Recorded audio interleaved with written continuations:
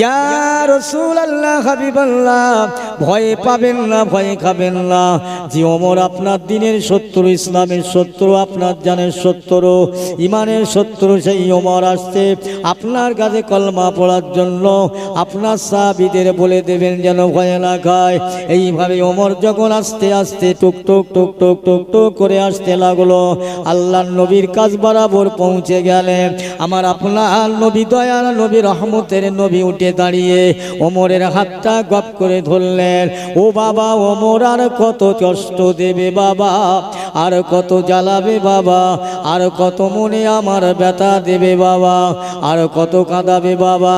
ইয়া রাসূলুল্লাহ হাবিবাল্লাহ, আমি আপনাকে আর কাঁদাবো না, আর মনে ব্যথা দেব না, আর জ্বালাতন করব না, কষ্ট দেব না। ইয়া রাসূলুল্লাহ হাবিবাল্লাহ, বলুন বলুন মানুষে আমি ওমর আমার মাফ হবে কিনা?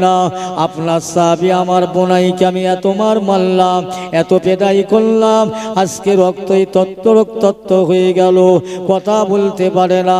আমি অন্যায় করেছি, আমার এই অপরাধ ক্ষমা হবে কিনা বলুন, মাফ হবে কিনা বলুন। ও বাবা ওমর, আল্লাহ মাফ করে দেবে বলেছে। লা তাকনাতু মির রাহমাতিল্লাহ, ইন্নাল্লাহা ইয়াগফিরুয যুনুবা জামিয়া, ইন্নাহু হুয়াল গফুরুর রহিম।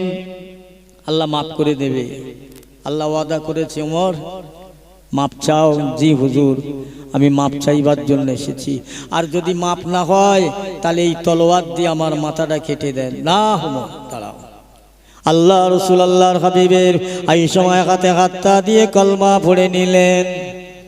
ও মুসলমান, কলমা পড়ার পরে আযানের ওয়াক্ত, নামাজের ওয়াক্ত হয়ে গেল, নামাজ পড়বে।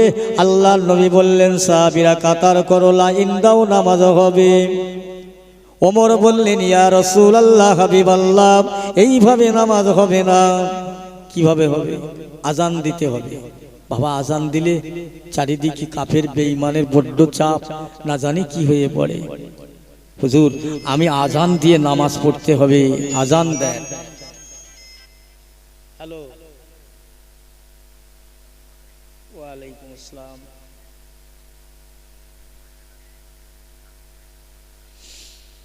একটু কালকে ফোন করেন, আমি একটা মজলিসে আছি, কাল ফোন করেন,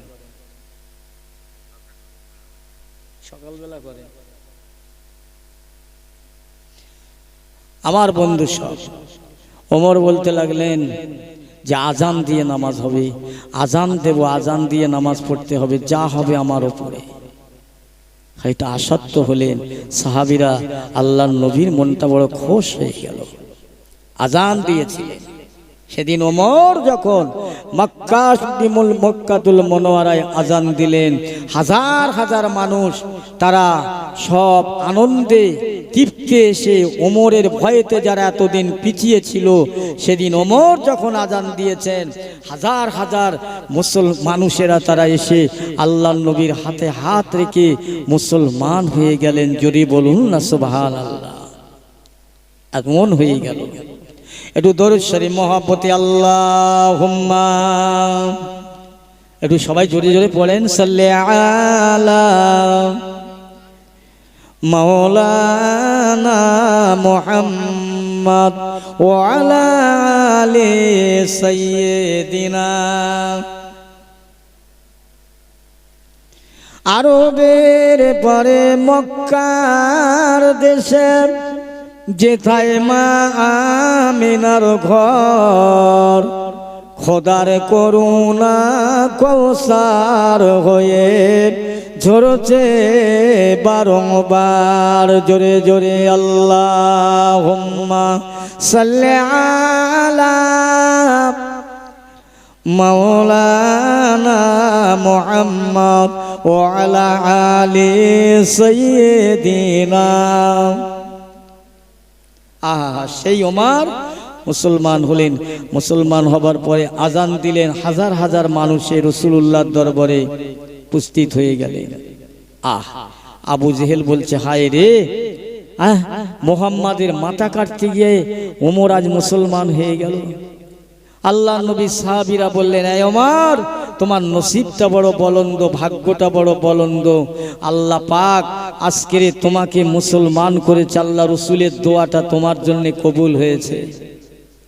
আল্লাহ রসুল দোয়া করেছিলেন, আল্লাহ পাক হয় ওমরকে না আবু জেহেলকে আপনি হেদায়েত দেন। ও মুসলমান, আল্লাহ নবীর দোয়াটা আবু জাহেলের জন্য কবুল হলো না, ওমরের জন্য কবুল হয়ে গেল। আল্লাহ নবী সাহাবীরা বললেন, ওমর আপনি বড় ধন্যবান, ভাগ্যবান, আপনি বড় নসিবিওয়ালা, আল্লাহ পাক আপনাকে মুসলমান বানিয়েছে। ও আমার ভাইয়েরা, যে ওমর মুহাম্মাদের মাথা কাটার জন্য একটু আগে চলে গেল, সেই ওমর খানিক পরে মুসলমান হয়ে কি জিনিস তৈরি হলো? আল্লাহ নবী বললেন, বাবা আবু বকর, ওমর, উসমান, আলী তোমরা জান্নাতি জান্নাতি, জোরে জোরে বলুন সুবহানাল্লাহ, তোমরা বেহেশতি।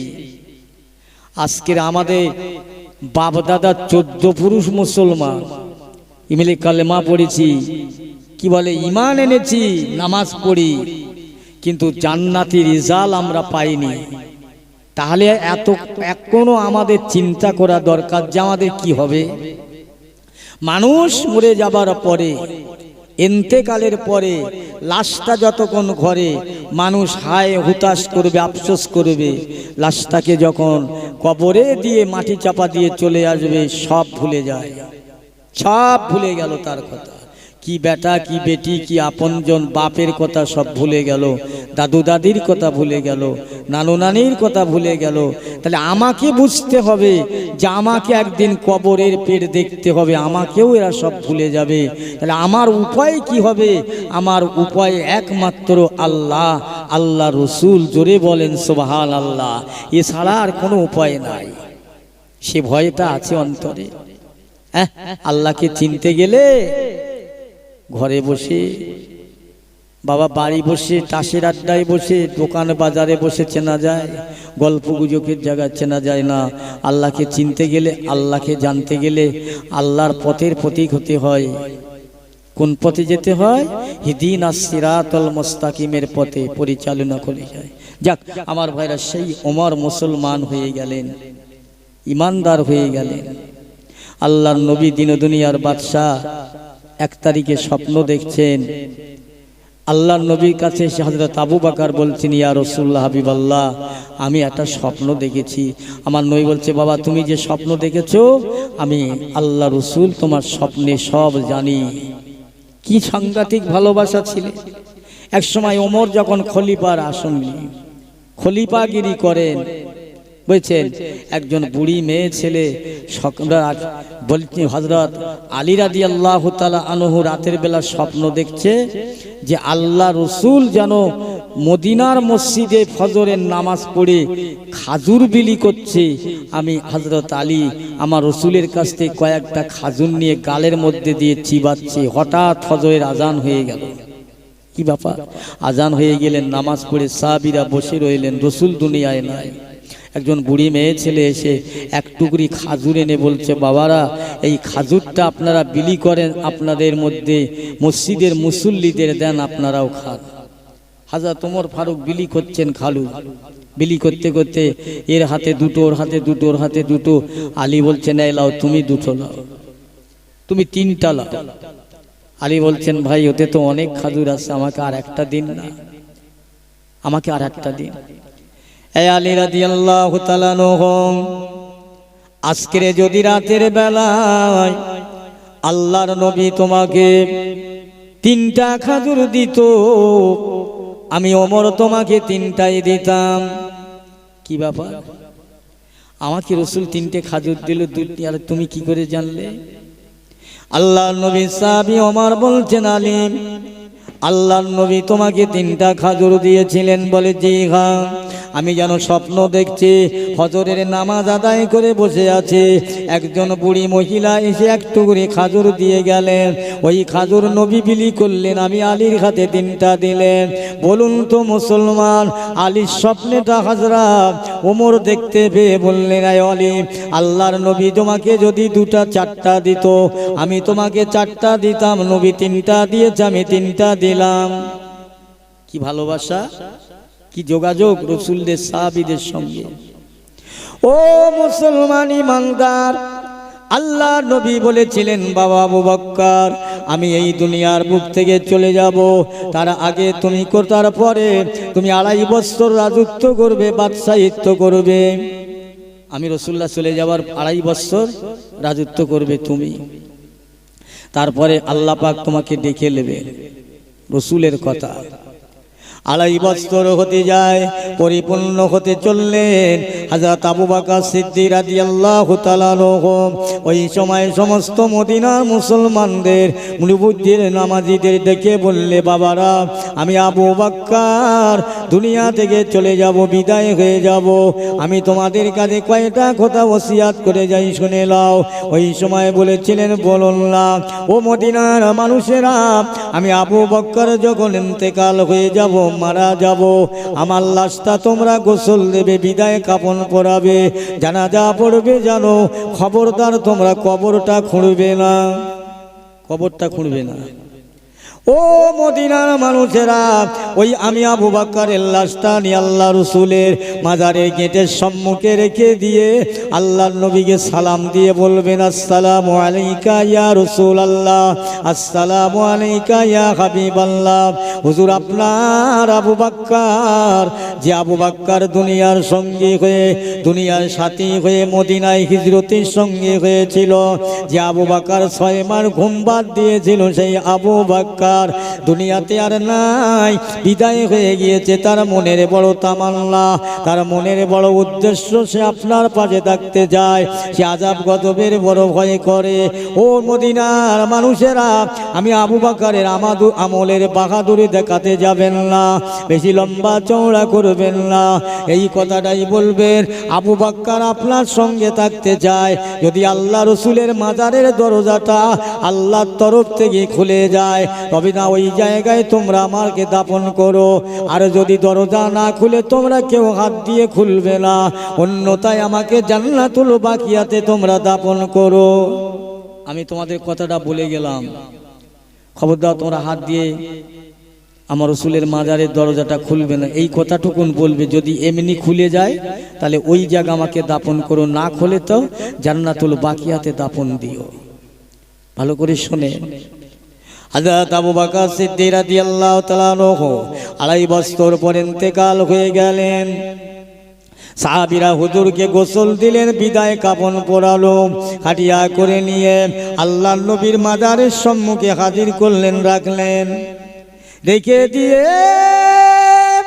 আল্লাহ রসুলের সাহাবীরা বললেন, ইয়া রাসূলুল্লাহ, হাবিবাল্লাহ, আপনার আবু বকর, যে আবু বকর মক্কা থেকে মদিনায় আপনার সঙ্গী হয়ে হিজরত করেছিলেন, যে আবু বকর 6 মাস ঘুমটা হারাম করেছিল, যে আবু বকর দুনিয়ার বুকে আপনার সঙ্গী থেকে সাপের কামড় সহ্য করেছিল, সেই আবু বকর আর দুনিয়ায় নাই, ইন্তেকাল হয়ে গেছে।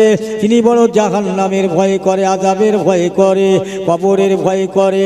আল্লাহর হাবিব গো, সে আপনার পাশে থাকতে চায়, আপনার সঙ্গী হয়ে থাকতে চায়। যদি আপনার মাজারের গেটের দরজাটা এমনি এমনি খুলে যায়, তবে না আমরা আপনার আবু বকরকে আপনার পাশে দাফন করব। অন্যথায় যদি না মাজারের দরজা খোলে, তিনি বলে গিয়েছে জান্নাতুল বাকিয়ায় দাফন করতে। মুসলমান, আল্লাহ রসুলের, আল্লাহ নবী সাহাবীদের কত সম্পর্ক, ভালোবাসা, এই কথাটুকুন বলবার পরে আল্লাহ নবীর মাজারের দরওয়াজাটা আল্লাহ রহমতে খুলে গেলেন। একবার জোরে বলা যাবে না সুবহানাল্লাহ? খুলে গেলেন।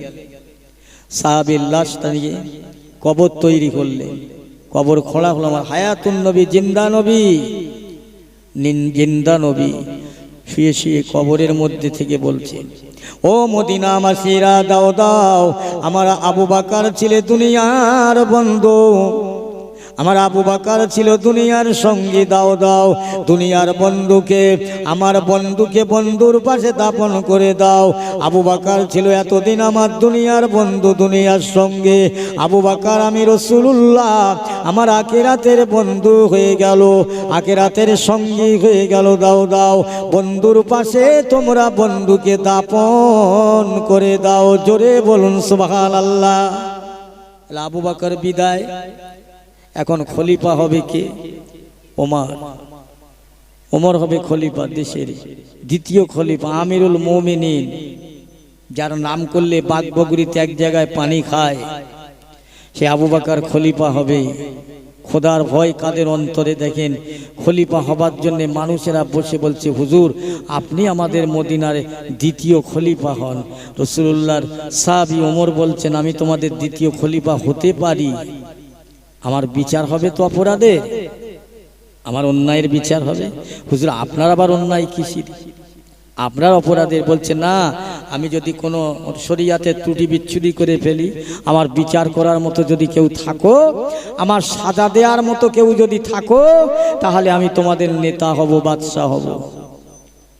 একজন প্রবীণ বুড়ো মানুষ উঠে বললেন, এই ওমর ফারুক, আপনার সব আবদার মেনে নেব, সব কষ্ট মেনে নেব, সব খাতির রাখবো, কিন্তু যখনই আপনি ইসলামের উপরে, দিনের উপরে কোনো জাররা পরিমাণ আঘাত আনবে, আপনাকে আর সেদিন মানব না।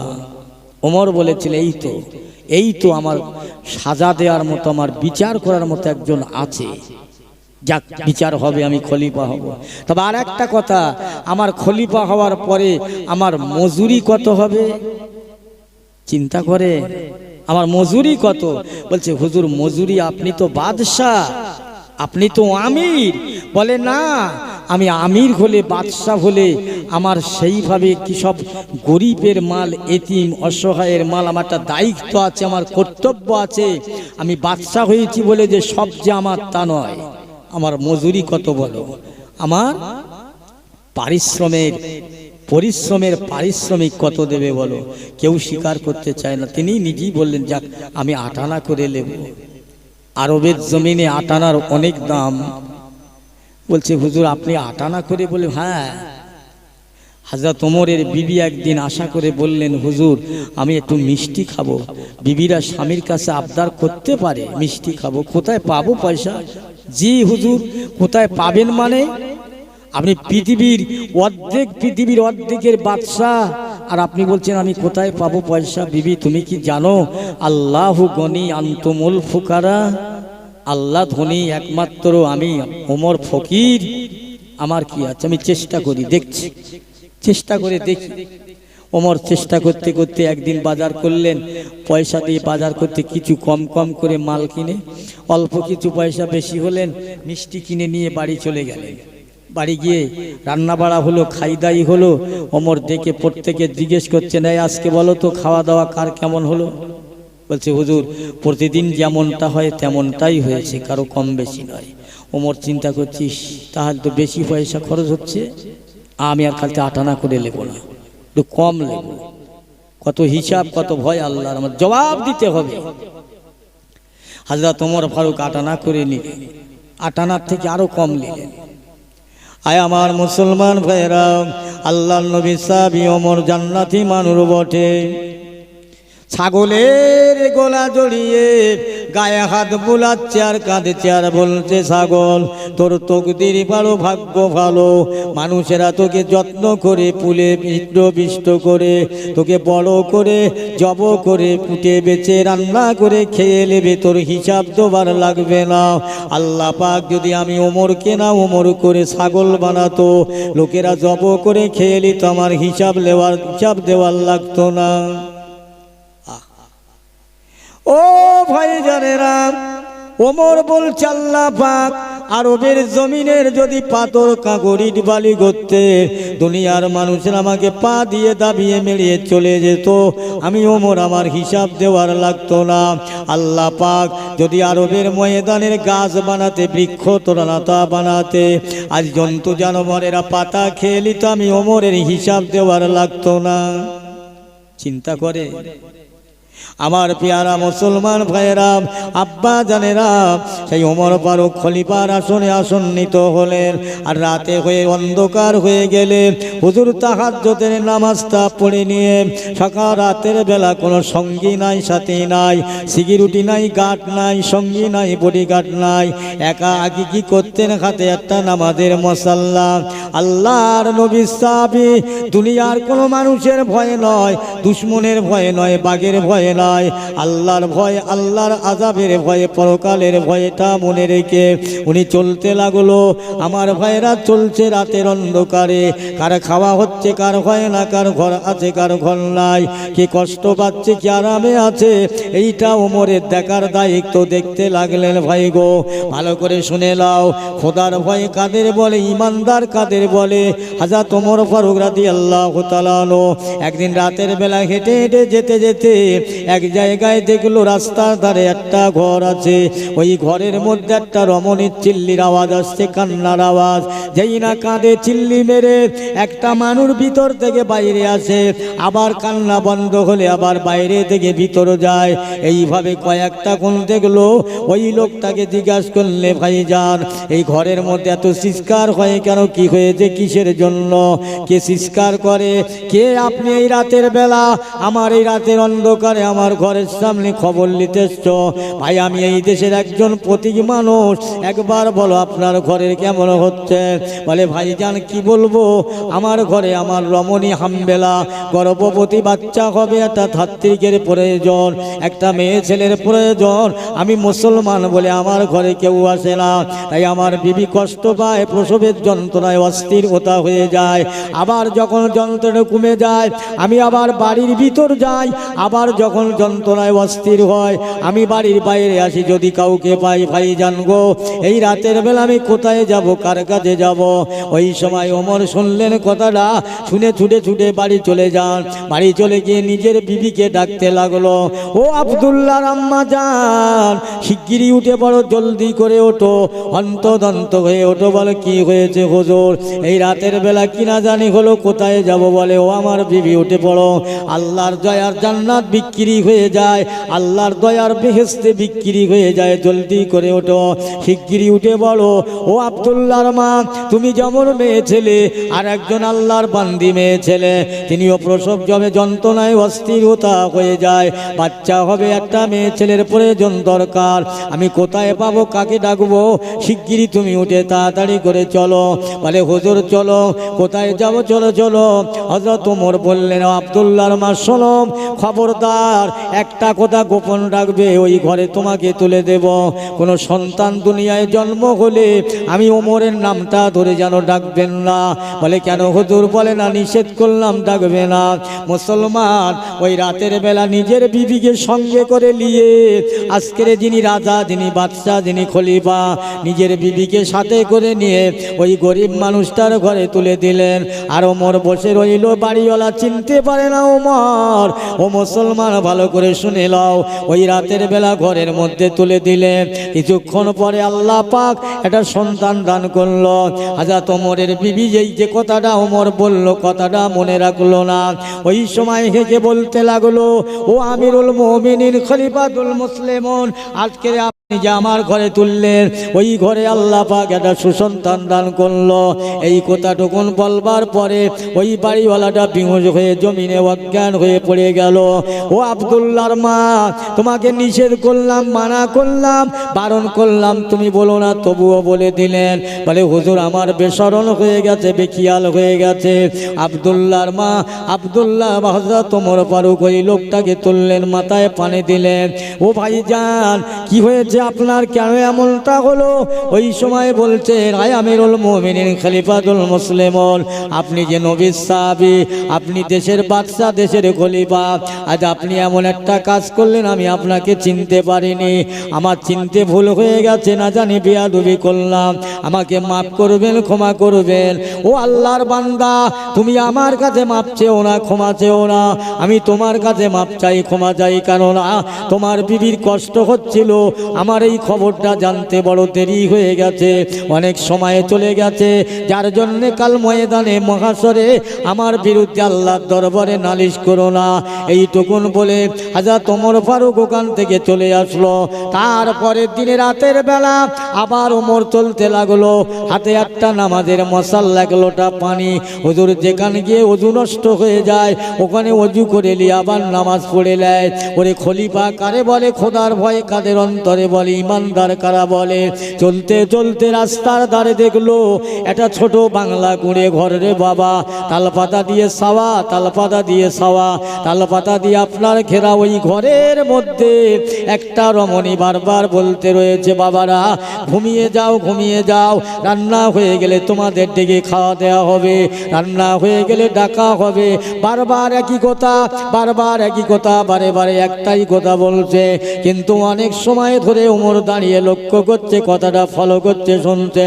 যখন 2-3-4 ঘন্টা পেরিয়ে গেল, ওই সময় ওমর বললে, ও আল্লাহর বান্দি, তুমি ধোঁকা দিচ্ছ তোমার বাচ্চার সঙ্গে, না তুমি রান্না করছো না, আজ তুমি তার সঙ্গে ধোঁকা দাও। আল্লাহর কোরআন বলেছে যে বাপের সঙ্গে ধোঁকা দেয় সে আল্লাহর সঙ্গে ধোঁকা দেয়, যে বাচ্চার সঙ্গে ধোঁকা দেয় সে আল্লাহর সঙ্গে ধোঁকা দেয়। তুমি কি কোরআন জানো না? আমি কোরআন পড়ো না? ওই সময় বলছে, কে আপনি এই রাতের বেলা, এই গভীর রাত্রে আমার দরজায় ঘরের সম্মুখে? আমি অন্য কেউ নয়, আমি এই দেশের একজন মানুষ। ওই সময় বলছে, ভাই গো, আমি শুনেছিলাম এই দেশের খলিফা হযরত ওমর, সে নাকি বড় দাতা বাদশা, দানি বাদশা। কিন্তু তামাম দিনটা সকাল থেকে আজ সন্ধ্যা পর্যন্ত প্রতিটা লোকের বাড়ি বাড়ি গেলাম, ঘরে ঘরে গেলাম, এক মুঠো ভাত আমার 2টো বাচ্চাকে দিল না, আমাকেও দিল না। এই 2টো বাচ্চা ক্ষুধার্ত তৃষ্ণার্ত, আমি ক্ষুধার্ত তৃষ্ণার্ত। তাদের কান্না থামাবার জন্য, তাদের কাতরানি থামাবার জন্য আমি রাস্তার শক্ত পাথর নিয়ে আর পানি দিয়ে উনুনে জাল দিচ্ছি, যাতে করে ওরা বুঝতে পারে আমি ভাত রান্না করছি মা। কিন্তু না, ভাত নয়, পাথর কি ভাত হয়? তাদের থামাবার জন্য, ঘুম পড়াবার জন্য আমি এই ছলনা করে পাথর নিয়ে ডাল দেই। ওমর চিন্তা করলে, কি আশ্চর্য, এ কি অবস্থা, তাহলে আমাকে দেখতে হবে। ওমর ওই রাতের বেলা দৌড়ালেন কোথায়? বয়তুল ফন্ডে চলে গেলেন। মাথায় করে 1 বস্তা আটা নিয়ে, এখনই বললে যে এই সব বয়তুল ফন্ডে যারা সব কর্মচারী আছে, এই শিগগিরই আমার মাথায় আটার বস্তাটা তুলে দেন না। সবাই বলছে, হুজুর কোথায় নিয়ে যাবেন এই রাতের বেলা? আপনি বৃদ্ধ মানুষ, আমাদের মাথায় তুলে দেন, আপনারা নিয়ে যাচ্ছে, আপনি আমাদের সঙ্গী হয়ে চলেন। না, এই দরকার আমার, এই প্রয়োজন আমার, এই দায়িত্ব আমার, এই হক আমার, হুজুর আমাদের মাথায় না, আমি নিয়ে যাব। ওমর বলছে, আজকে তোমরা আমার ভালোবাসার অনেক মানুষ আছো, কিন্তু জেনে নাও, কাল কিয়ামতের মহামাঠে, মহাময়দানে আল্লাহ পাকের কাছে যখন ধরা পড়ে যাব, আমার সঙ্গে কেউ তোমরা হবে না। তোমরা জানো না এই আটার বস্তা আমি কোথায় নিয়ে যাব? আমার সঙ্গে তোমরা কেউ যাবে না, যেতে লাগবে না। ওই রাতের অন্ধকারে খলিফা সানি ফারুক আজম ওই রাতের আধারে আটার বস্তা ডালিয়ে আমার ভাইয়েরা ছুটে ছুটে ছুটে ছুটে দৌড়ে বুড়ো হয়ে গেল, বয়স হয়ে গেল, আটার বস্তাটা নিয়ে ওই জায়গায় নামালো। নিজে বললেন, ও আল্লাহর বান্দি, একটা ডিশ দাও না, জামবাটি দাও না। আটাটা নিজেই ছানলেন, নিজেই আটা রুটিয়ে তৈরি করলো।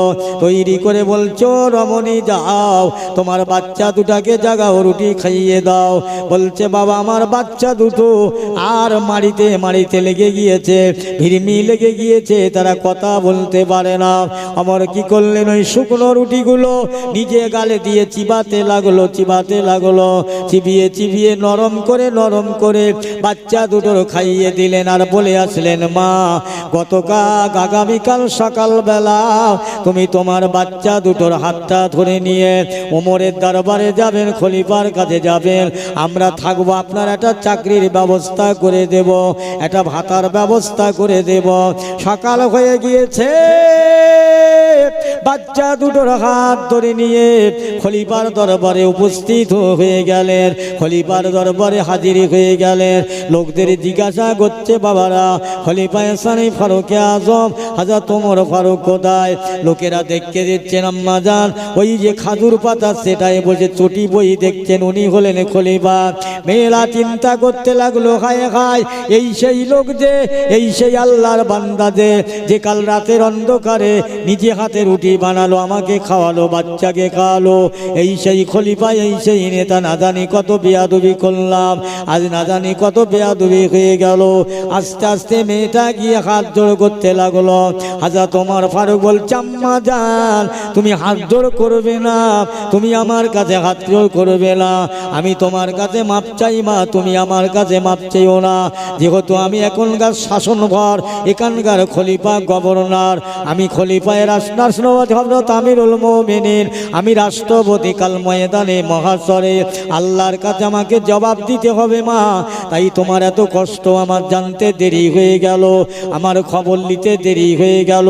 এই দেরি হবার জন্যে কাল ময়দানে মহাশরে আল্লাহর দরবারে আমার বিরুদ্ধে যেন তুমি নালিশ করো না। একবার জোরে বলা যাবে না সুবহানাল্লাহ? একটু আর একটু জোরে বলেন সুবহানাল্লাহ। আহা কি জিনিস, কারা এরা? এ তোমার আমার মতো লোক? হযরত ওমর ফারুক জান্নাতি মানুষ, বেহেশতি মানুষ, রাতের অন্ধকারে ঘুরে ঘুরে ঘুরে ঘুরে বেড়ায়, কার খাওয়া হয় কার হয় না। এক্ষুনি বর্তমানে যা নেতা নেত্রী আছে এদের কাছে গিয়ে সকালবেলাও ডাকলে পাওয়া যায় না, সন্ধ্যায় ডাকলে পাওয়া যায় না, এদের সামনে কথা বলা যায় না। ওমর ঘুরে ঘুরে দেখতেন কার খাওয়া হচ্ছে কার হচ্ছে না। এই কাদের কাছে বলবো এ কথা? মুসলমানের কাছে বলবো, ঈমানওয়ালার কাছে বলবো, অন্য জায়গায় বললে তারা শুনবে না। কিন্তু বর্তমানে মুসলমান, অন্য জাতি হয়তো শুনবে, মুসলমান শুনতে চায় না। হুজুর আর একটা দিনে যাচ্ছেন, রাস্তা দিয়ে যেতে যেতে দেখছেন একটা বাড়ি, ছোট্ট একটা বাড়ি, ওই বাড়িতে একজন বুড়ি রমণী, তার একটা মেয়ে আছে, তাকে বলছে, মা ও মা এই দুধটা কম হয়ে গেছে মা, একটু পানি দাও তো। মেয়ে বলছে, না মা পানি দেওয়া যাবে না, পানি দিলে কি হবে, কেউ দেখতে পাবে না তো। সে বাদশাহ কান নেই, খলিফাই কান নেই, কে হলে? মেয়েটা বলছে, মা বাদশাহ না থাকলে, খলিফা না থাকলে, যিনি খলিফার খলিফা, বাদশার বাদশাহ, যেদিন মালিকের মালিক, মাওলার মাওলা, খালেক মালিক আল্লাহ, তিনি হলেন ইন্নাল্লাহা আলা কুল্লি শাইইন কাদির, তিনি হলেন ইন্নাল্লাহা আলিমুম বিজাতিস সুদূর। তানার চোখে ফাঁকি দেওয়া যাবে না, আমি পানি দিতে পারবো না। ওমর কথাটা শুনতে পেলে, তাই তো এ তো যাতা নয়, কি করবে? আস্তে আস্তে বাড়ি গিয়ে সকালবেলা দুটো পুলিশ পাঠিয়েছে, যাও তো সেই রাস্তার বাড়ি একটা ঘর আছে, ওই ঘরে একটা বুড়ি রমণী আছে, তাকে ডাকো, যে খলিফা ডেকেছে।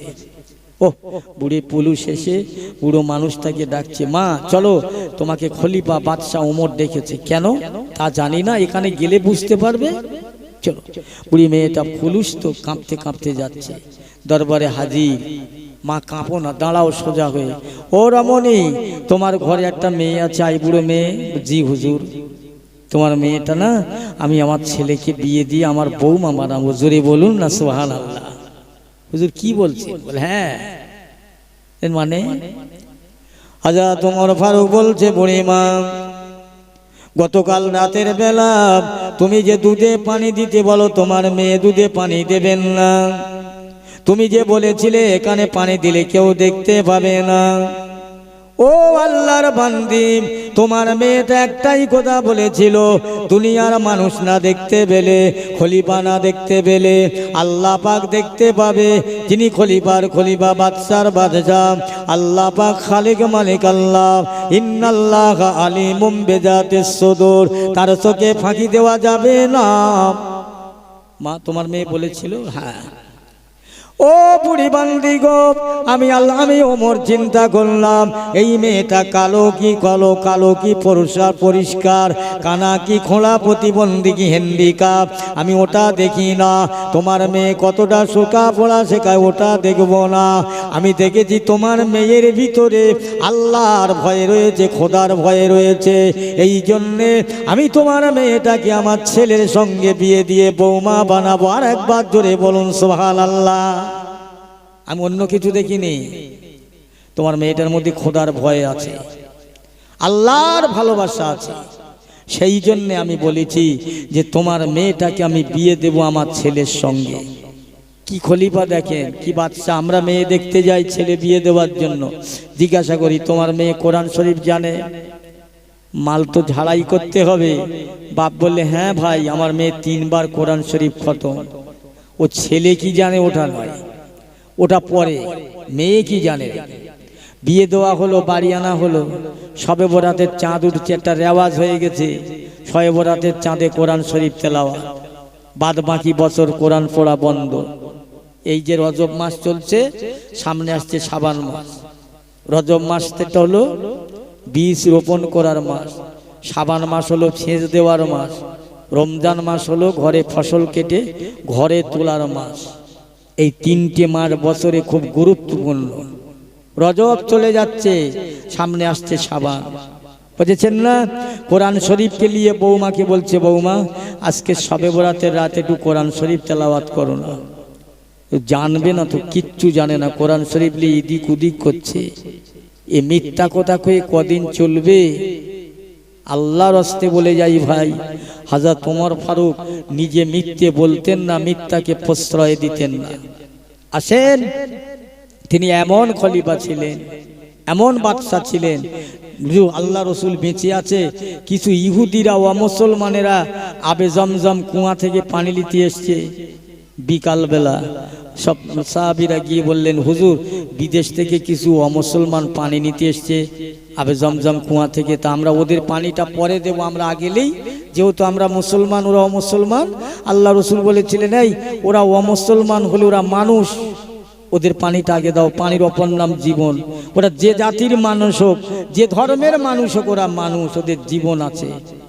কিছু সাহাবীর মনের মতি অন্যরকম লেগেছে, না আল্লাহ রসুলকে ভালোবাসি আর পানিটা আমাদের দেয় না, ওদের পানি দিচ্ছে আগে, আমরা মানব না। এই বিচারটা দেব ওমরের দরবারে। ওমর ফারুক তো বসে আছে, গিয়ে বলছেন, হুজুর আপনার দরবারে সেটা অভিযোগ নিয়ে। কিসের অভিযোগ? যে অভিযোগটা করেছিলাম রসুলুল্লাহর কাছে, নিজেরাই ধরা পড়ে গেল। যে অভিযোগটা করেছিলাম রসুলুল্লাহর দরবারে, রসুলুল্লাহ এই অভিযোগের বিচার করেনি। তিনি ইহুদিদের রায় দিলেন, আমাদের পানি নেবার কথা আগে বললেন না। ওমর বিচার করুন। আমরা বললাম যে ওদের পানিটা পরে দেব, আমরা আগে নেব। হুজুর বললেন, না তোমরা পরে লাও, ওদের আগে দাও, আমরা মানছি না ওটা, এখন আপনি বিচার করুন। ওহ, ওমরের সমস্ত দেহর পশম খাড়া হয়ে গেল। আল্লাহ রসুলকে মানে না, আল্লাহ নবীকে মানে না, আল্লাহকে মানে না, এ মুসলমান নয়। তাই ওমর কি করলেন, একটা তলোয়ার এনে বলছে, হ্যাঁ তোমাদের বিচার হবে, প্রস্তুত হও, রেডি হও। এক কোপে দুটো মুসলমানকে যখন দিলেন, দুটোই মুসলমান ছুটে ছুটে আল্লাহ রসুলের দরবারে হাজির। হুজুর আপনার সাহাবী ওমর দুটো মানুষকে খুন করেছে, দুটো মুসলমানকে মেরে দিয়েছে। হুজুর চুপ। দ্বিতীয় দিন বললেন, হুজুর মুসলমান মেরেছে, ওমর খুন, বিচার হবে না খুনের? তৃতীয় দিন বললেন, আল্লাহ রসুল বলছেন, এই ওমরকে খবর দাও তো। ওমরকে খবর দিয়ে বললেন, হুজুর এই ওমর তুমি মুসলমান মেরেছো। ইয়া রাসূলুল্লাহ, হাবিবাল্লাহ, আমি ওমর মুসলমান মেরে যদি আল্লাহর জাহান্নামায় যেতে হয় তাতে কোনো আপত্তি নাই। ইয়া রাসূলুল্লাহ, হাবিবাল্লাহ, তবে আমার জানা মতে ওরা মুসলমান হতে পারে না। আবে জমজম পানি নিতে এসেছিলেন বিদেশ থেকে, বলে জি খাও। ইয়া রাসূলুল্লাহ, আপনি ওদের বললেন পানিটা ওদের আগে দেওয়ার কথা, এদের পরে নেওয়ার কথা, ওরা ওখান থেকে আপনার কথাটা অ্যাভয়েড করে, আপনার সিদ্ধান্তটাও অমান্য করে আমার কাছে গেল বিচার চাইতে। ইয়া রাসূলুল্লাহ, যে আল্লাহর নবীর কথা মানে না, আল্লাহর নবীর কথাটা মানল না, আল্লাহ রসুলের নির্দেশটা মানল না, সে আল্লাহকে মানল না, আল্লাহ রসুলকে মানল না, আল্লাহকে মানল না। ইয়া রাসূলুল্লাহ, কাছাকাছি সে মুসলমান থাকতে পারে না। আমি একটা মুনাফিক মুসলমান মেরে দিলাম, একবার জোরে বলা যাবে না সুবহানাল্লাহ? সে কি করে আল্লাহ আল্লাহর মানে? যে নবীর কথাটা অ্যাভয়েড করে দিলে সে মুসলমান থাকে? হুজুর আমি মুসলমান মারিনি। ওমরকে বলে দিন। রাসূলুল্লাহ বললেন, দেখো ওমর ঠিক বিচার করলো কিনা। সেই ওমর ফারুক রাদিয়াল্লাহু তাআলা আনহু, মুসলমান, তার জীবন ইতিহাস অনেক লম্বা চওড়া। তিনি কেমন মানুষ ছিলেন? এই ইমানদারেরা, আল্লাহ নবী সাহাবী খলিফা সানি ফারুক আযম হযরত ওমর ফারুক রাদিয়াল্লাহু তাআলা আনহু 1 তারিখে ঈদের চাঁদ উঠে গিয়েছে, কালকে ঈদ হবে। আজকে ঈদের চাঁদ দেখা গিয়ে আসমানে ঈদই হবে।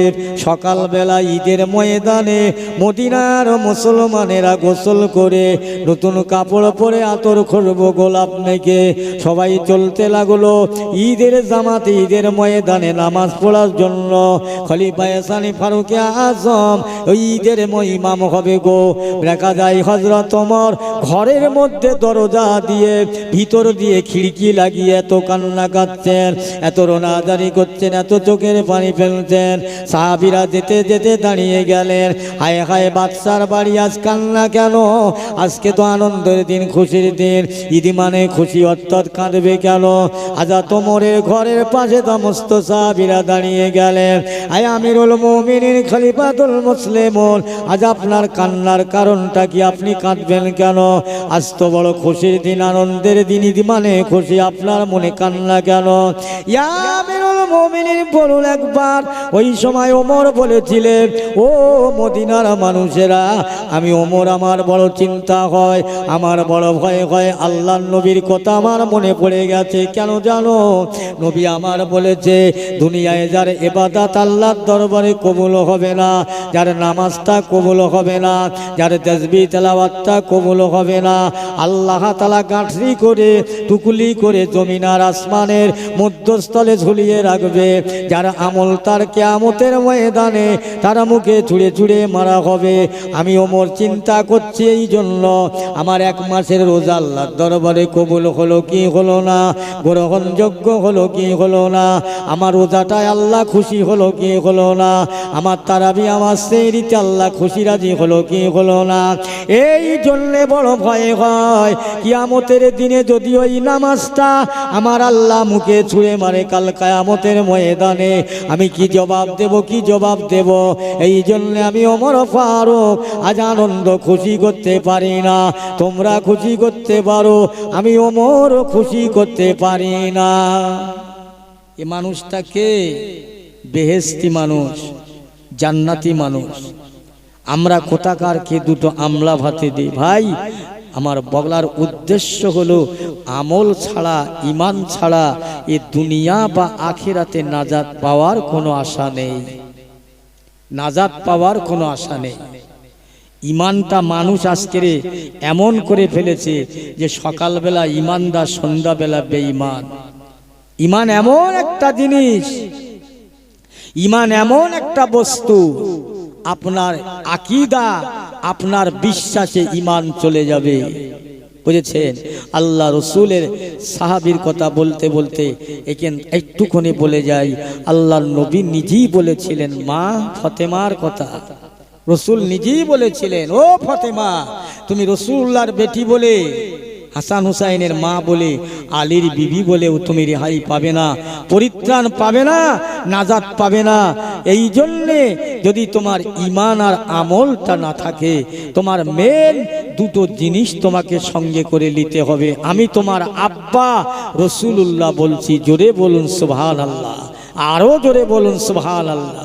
দরুদ শরীফ আল্লাহুম্মা, একটু জোরে জোরে পড়েন।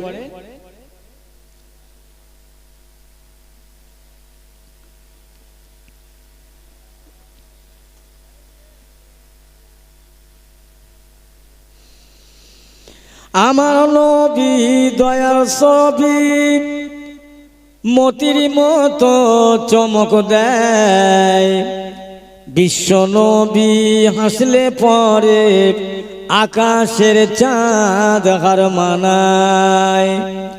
এমন নবী দুনিয়াতে হয়নি আর হবে না, তুলনা তো দূরের কথা ছায়া মেলে না।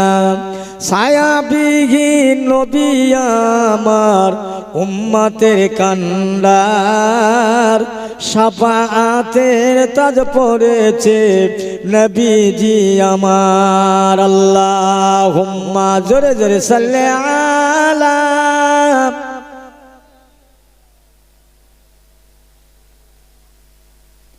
ওয়ালা আলে সাইয়্যিদিনা।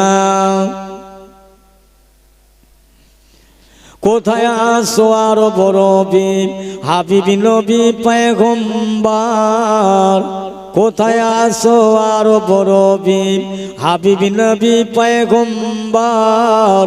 আপনি বেগুনে এখনো জগৎ দিবস হইল অন্ধকার। আল্লাহুম্মা জোরে জোরে সাল্লি আলা মাওলানা মুহাম্মদ।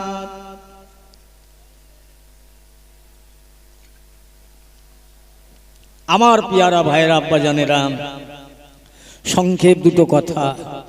তাহলে যে রসুলকে মাথা কাটার জন্য একেবারে শশব্যস্ত দৌড়ে দৌড়ে চলতে লাগলে, পথের মাঝায় একজনের সঙ্গে দেখা হয়ে গেল, যার নাম নঈম। ভাই ওমর, হাতে তীক্ষ্ণ তলোয়ার, ধার আলো। কোথায় চললেন? বলছে আব্দুল্লাহর বেটা মোহাম্মদের বাড়ি। কেন? বলছে মাথাটা কেটে দুখণ্ডিত করে দেব। এমন একটা ধর্ম নিয়ে আলোচনা করছি যে ধর্ম আমরা মানি না। আমাদের বাপ দাদার পূর্বপুরুষ 160টা খোদা মানে, আর সেই ধর্মটা আজকের মুছে দিয়ে মোহাম্মদ একটা ধর্ম এনেছে। বা আল্লাহকে মানতে হবে না দেখে, তাই আমি চলেছি। ভাই ওমর দাঁড়ান না ভাই, একটা কাজ করে দেবেন। যে কি কাজ? বলে ছাগলটা আমি সকাল থেকে এর পিছনে খুব তাড়ছি, হয়রান হয়ে গেছি, পেরেশান হয়ে গেছি, আমি পাচ্ছি না, আমাকে ধরে দেন। তার মানে ওমরের যে রাগটা গতিবেগ ছিল, ওইখানে রাগটা খানটা কমে গেল। ওমর তীক্ষ্ণ তরোয়ালটা রেখে ছাগলের পিছনে নিজেই দৌড়াতে লাগলেন। দৌড়ে দৌড়ে আল্লাহ শান পেরেশান হয়ে গেল, হয়রান হলো। বলছে ভাই আমি আর পারলাম না। তবে তুমি একটা প্রাণী, একটা জীবন, একটা জন্তুকে তেড়ে ধরতে পারলে না। একটা নিরীহ নিরপরাধী নিষ্কলঙ্ক আখিরি জামানার পয়গম্বর খোদার বন্ধুকে মারতে যাচ্ছে। ওমর বলছে এই তলোয়ার দিয়ে তাহলে তোমার মাথা কেটে নামিয়ে দেব। জি কেন? না তুমিও মুসলমান। নঈম বলছে তুমি আগে ঘর সাবধান করো, পর সাবধান। তার মানে হচ্ছে এই, আপনার বোন আর আপনার বোনাই দুজনা মুসলমান হয়েছে, খবরটা তুমি রাখো, তুমি সেদিকে যাও। ওমর বলছে কথাটা তো ঠিক খারাপ নয়। তলোয়ারটা নিয়ে নিজের বোনের বাড়ির দিকে চললেন। বোনার বাড়িতে গিয়ে ঘরের দরজায় খুব জোরে আঘাত করছেন, বাড়ি মারছেন। দরজা খোলো। ওমরের বোন বলছে হুজুর ওমর এসে গেছে, আমার ভাই খুব নিকটে, আর আমাদের বাঁচাবে না। আমার শোনো, কোরআনটাকে শিগগিরই গোপন করো, লক্ষ্য করো, আমাদের জীবন শেষ করে দিতে পারে, তবে আল্লাহর কোরআনকে বিরোধী করতে দেব না। বারবার ওমর বলছে দাও দাও, দরজাটা খুলে দাও, দরজা খুলে দাও। ও ভাই জানেরা, দরজাটা খুলে দিলেন। দরজাটা খুলবার পরে ওমর লাঙ্গা তলোয়ারিটা নিয়ে নিজের বোনার দিকে, মুখের দিকে তাকালেন। বোন আমার, ও আমার বোনাই, বলো তোমরা নাকি আব্দুল্লাহর বেটা মোহাম্মদের কলমা পড়েছ? বলে হ্যাঁ। আরে বাবা, সাহস তো কম নয়, এত হিম্মত তোমার, আমাকে চেনো? বলে হ্যাঁ, কি চিনি। তারপরেও তুমি কেন কাজ করতে যাচ্ছ? কলমা পড়ছো বলে বাদ দাও। ওমরের বোনাই বলেছিল ভাই ওমর, আপনি জানেন না, আমাকে যদি ওই তুমি তলোয়ার দিয়ে আঘাত করো, মেরে দাও, জানে মেরে দাও, শহীদ হয়ে যাব, মারা যাব। কিন্তু তোমার কোথায়? আমি একবার পড়ে নিয়েছি কলেমা লা ইলাহা ইল্লাল্লাহু মুহাম্মাদুর রাসূলুল্লাহ সাল্লাল্লাহু আলাইহি ওয়াসাল্লাম। এই পড়াটা আমার জীবনে দরে মাথা থাকতে আমি কোনোদিন ভুলবো না।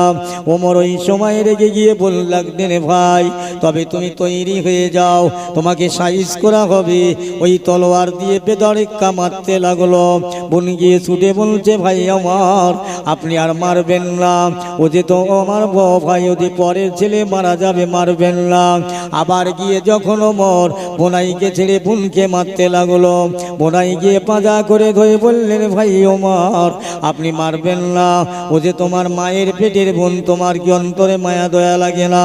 তোমার অন্তরে একটু মহব্বত লাগে না? মারবেন না। আবার বোনকে ছেড়ে বোনাইকে ধরে। এইভাবে ওমর এত মারা মারলো, এত পেটাই দিল, সারা দেহ খেটে পেটে রক্ত দাদ্দার দাদ্দার করে করে বাইরে হয়ে যায়। ওমরের বোনাই অজ্ঞান হয়ে গেল, বিহুশ হয়ে গেল, হুঁশ নাই। ওই সময় ওমর বলছে, বোন আমার একবার বলতে পারো, তোমাদের জীবন চলে যাবে, আমি তোমাদের এতবার মানলাম, আমার দুটো হাত অসাড় হয়ে গেল, নিশাড় হয়ে গেল, অবাস হয়ে গেল, আমার হাতে আর সার নাই তোমাদের তলোয়ার চালিয়ে, কিন্তু তোমরা তবু বাঁচতে চাও না, মরতে চাও, কলমা ভুলো না, কোরআন ভুলো না। ও বোন আমার, একটা বারের জন্য ওই কোরআনটা আমার কাছে দেবে। আমি আরবের মানুষ, আরবি ভাষা ভালো বুঝি, এসেছি যখন থেকেই যাব, দেখতেই বা বাধা কোথায়।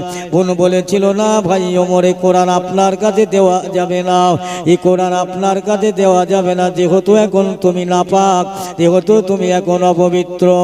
ওই সময় বলেছিলেন, বোন আমার একটা বারের জন্য ওই কোরআন পাকটা আমার সামনে একটা একটা করে পৃষ্ঠার উল্টাবে, আমি ওমর দেখব। আরবের মানুষ, আমি ভাষা ভালো বুঝি, ওর মানে বুঝে। ওমরের সামনে কোরআন শরীফটা একের পর এক পৃষ্ঠার উল্টাতে লাগলো, উল্টাতে তিনি একটা জায়গায় দেখলো, এই কোরআন দুনিয়ার কোনো মানুষের তৈরি করা নয়, এই দুনিয়ার এই কোরআনটা কোনো কবির লেখা নয়, কোনো দার্শনিকের লেখা নয়, সাহিত্যের লেখা নয়, দুনিয়ার কোনো মনি ঋষির লেখা নয়, এই কোরআন হলো স্বয়ং আল্লাহ মাবুদ মাওলার কালাম। একবার জোরে বলা যাবে না সুবহানাল্লাহ? এটা দুনিয়ার কোনো মানুষের নয়, এটা আল্লাহর কালাম। ওমর বলছে, বোন বলো তো তোমাদের নবী কোথায় আছে, আমি সেখানে যাব। ওমরের বোন বলছে, ভাই না, নবীর সংবাদ আপনার সাথে বলা যাবে না, কারণ আপনি নবীর দুশমন হতে পারে। ওমর বলছে, আমি কথা দিচ্ছি, এই তলোয়ারটা নিয়ে আমি রসুলের দরবারে যাব, আমি যে অন্যায় করেছি মাপ চাইব, ক্ষমা চাইব, যদি মাপ না হয়, ক্ষমা না হয়, তাহলে এই তলোয়ার দিয়ে আমি রসুলুল্লাহ যেন আমার মাথাটা কেটে দেয়, আমি বড় অন্যায় করেছি। কোরআন পাকে যা পেলাম, আল্লাহ ছাড়া কোনো মালিক নেই। ওমরের বোন বলতে লাগলো, ভাই ওমর সত্যি কথা বলছো? বলে, হ্যাঁ। যাও ভাই, এই দিক দিয়ে আল্লাহ নবী ছোট একটা ঘরে বসে আছে, কেবলমাত্র 39 জন মুসলমান নেই, আপনি যদি মুসলমান হতে পারেন 40 হবে। ওমর তলোয়ারটা নিয়ে চললেন, দৌড়াতে লাগলেন। আল্লাহর ফেরেশতা জিবরাইল আলাইহিস সালাম এসে আল্লাহর নবীর দরবারে জানিয়ে দিলেন, আসসালামু আলাইকা ইয়া রাসূলুল্লাহ। ওয়া আলাইকুমুস সালাম জিবরাইল।